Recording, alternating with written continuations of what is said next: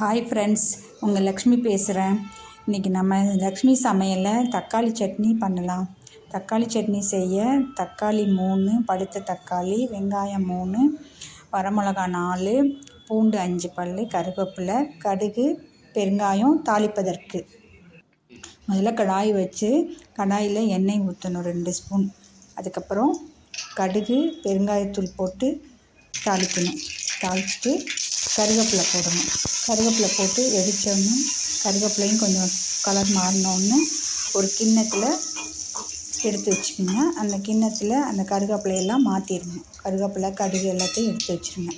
எடுத்து வச்சுட்டு அதுக்கப்புறம் 4 வரமிளகா, காரத்துக்கு ஏற்ப வரமிளகா போடுங்க. நான் 5 போட்டிருக்கேன், நல்லா காரமாக இருக்கும்.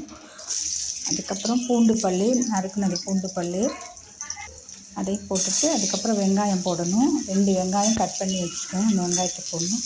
2 அல்லது 3 வெங்காயம் போடலாம். மீடியம் சைஸ் பெரிய வெங்காயமாக எடுத்து போடணும். அதுக்கப்புறம் தக்காளியும் கட் பண்ணி வச்சுருக்கேன், 3 தக்காளி, பழுத்த தக்காளி, அந்த 3ஐயும் போட்டு கிண்டி விடணும். நல்லா கிண்டி விடும்போது எல்லாம் சேர்ந்து வர மாதிரி கிண்டிட்டு 2 ஸ்பூன் உப்பு போடணும். உப்பு கொஞ்சமாக பார்த்து போட்டுக்குங்க. அதுக்கப்புறம் தேவைன்னா கொஞ்சம் போட்டுக்கலாம். 2 ஸ்பூன் உப்பு போட்டு அதையும் கிண்டணும். நல்லா தக்காளி வதக்கி விடணும்.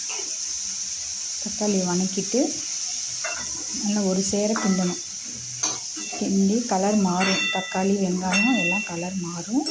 கலர் மாறும்போது நல்லா சேர்த்து கிண்டி விட்டுட்டு அதை ஆற வச்சு மிக்சியில் போட்டு நைஸாக அரைக்கணும். நைஸாக அரைச்சிட்டு அதை கடுகு பெருங்காயம் தாளித்து வச்சுருக்கோம்ல, அந்த கிண்ணத்துக்கு மாற்றணும். மாற்றிட்டு நல்லா ஒரு சேர கலரி வச்சுக்கணும். இந்த வீடியோ பிடிச்சிருந்தா லைக் பண்ணுங்கள், ஷேர் பண்ணுங்கள், சப்ஸ்கிரைப் பண்ணுங்கள். Thank you friends.